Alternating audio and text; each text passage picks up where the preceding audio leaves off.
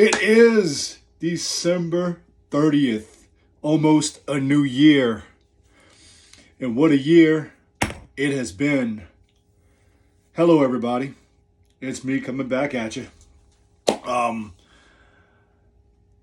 This year ended my long journey in the wrestling business. In case you don't know, in case you've been under a rock, I wrestled for 23 years. And what a 23 years it was. This year I ended it in August. And if I haven't thanked you before, I'm going to thank you again for every 23 years that every show I've been on, every curtain I've walked out of, the response that I had from the crowd, from the fans, from my coworkers, from the guys that I didn't get to get in the ring with, to all the referees, music men, general managers, bookers, everybody. Thank you for being who you were to me. You mean the world to me. And words can't even explain how much you all mean to me and have meant to me and my family over the years. With that, Happy New Year. Let's start the new year off right. Whatever resolution you're doing, whether it's to get in better shape, quit smoking, which you should, and you should get in better shape too. Good luck with it. If you want to talk, I'm here. Hit me up. I put out a question today on Facebook because I've been stumped. I got a lot of stories, but the stories are just not coming. It's coming to me, but the whole story needs to come to me before I can release it onto y'all. But I put out on Facebook get some suggestions. So a couple people, since it's the end of the year, it's my last one for 2022. We had a couple people. I said, hey, message me, let me know what y'all want to know. So my friend Mike Esther, that I've been friends with for 30 years, he wanted to know about outdoor shows. Two of them come to mind. I had an outdoor show very early in my career. In fact, it was early. I think it was with Deep South Wrestling. We were in the parking lot of a Walmart, and I think in either Walker or Denham Springs, mid-July. It was hot, brutal. Our boots were melting walking to the ring in the parking lot. That's how hot it was. It was horrible.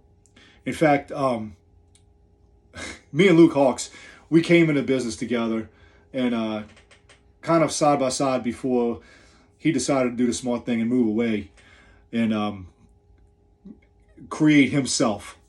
And he was like a little mosquito. He jumps on my back and says, hey, carry me to the ring. It's too hot out here. So somewhere there's a picture of him riding my back to the ring for that show. It was it was bad. It was hot.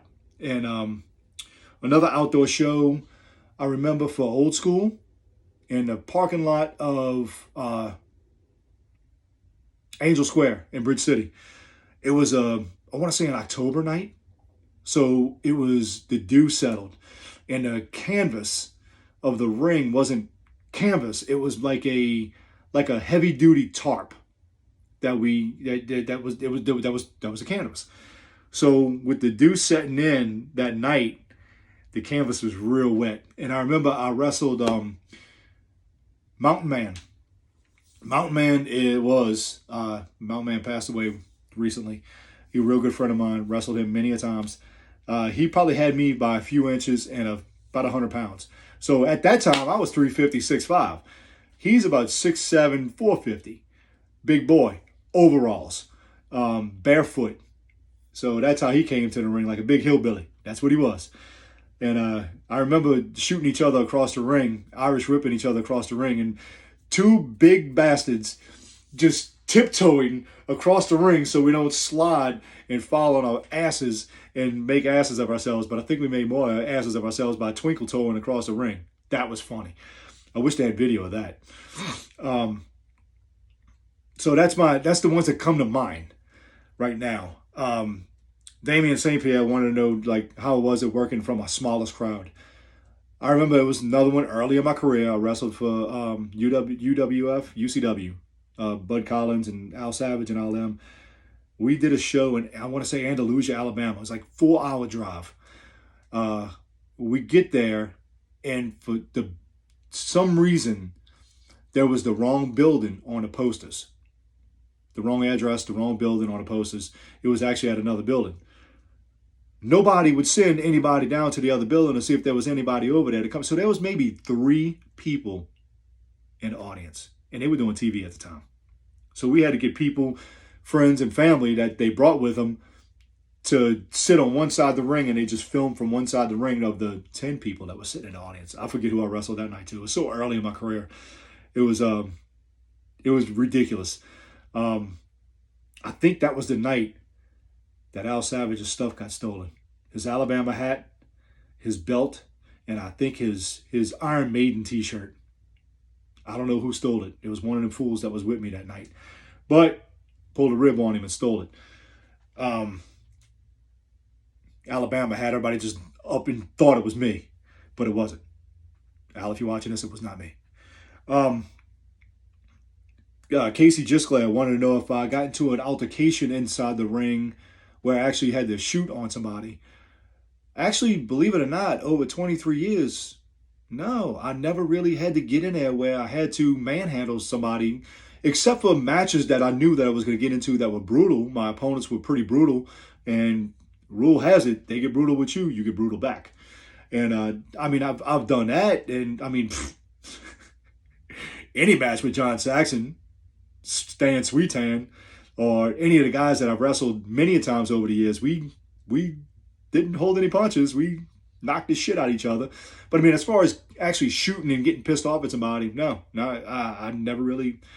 I've always had the worry of somebody maybe shooting on me, but me being a nice guy in this business, and everybody knew that I was a nice guy, I just get along with everybody.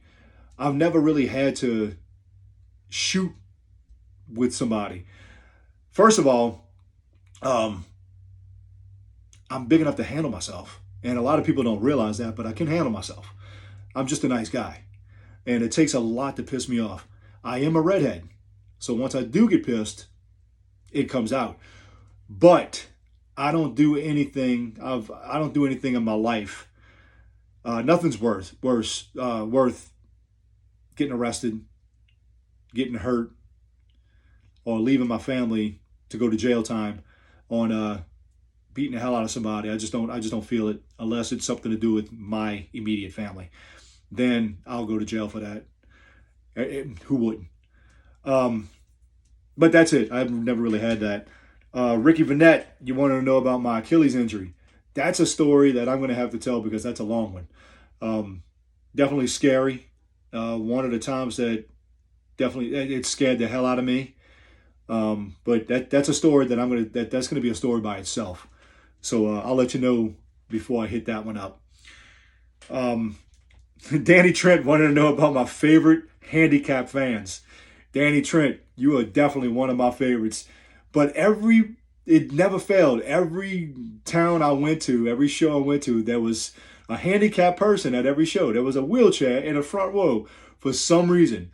And me as a heel, I'd tell a baby to knock the hell out of me. I'd get out the ring, and somehow I would end up in the lap of a handicapped person in a wheelchair at pretty much every show I did. But Danny would probably the best one because he hit me with a goozle one time, knocked me almost through the ceiling. But yeah, the handicap fans are fun because I get to sit in that lap, and most of them can't feel it because they're handicapped. I know. It's still funny. Come on. It's a little bit funny. Come on! Ricky Doll, you wanted to know about me breaking rings. I know you and I had a match where I think the ring broke. I'm trying to remember that one, but there was so many rings that broke while I was in it. It's unbelievable. That's one where I could just tell a story by itself too on all those, because I broke so many rings because I hit the rope so hard, and I'm so brutal in that ring that I've broken a lot of rings, a lot of plywood, a lot of 2x4s, ripped some ropes completely off of the hooks just unbelievable how many rings, how many shitty rings that I've been in that I've broken, and how many decent rings I've been in that broke on me. But you're gonna have to hit me up, Ricky, and remind me about that, because I think it was a Mississippi show that you and I wrestled each other, and I think it broke. The thing broke. You're gonna have to remind me about that one, because there's so many of them. But all right, we're about 10 minutes in already. Shit.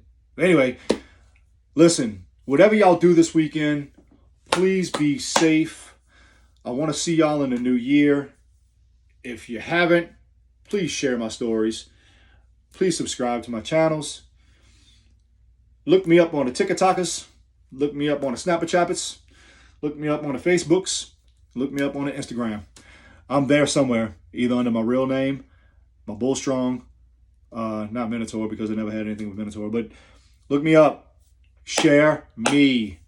Let's have some fun. Let's turn 2023 into one of the best years ever. Ever. Boys, let's go. Y'all got a lot of shows coming up. I may just appear at one of them just to say hi. I'm coming to tell everybody hi, and I want to see a good show, because I never actually got to sit down and watch a full show of my boys out there tearing it up in front of fans. So I want to see that. I'm going to go to a couple shows this year. I'm just going to show up. I ain't paying to get in, though. Security!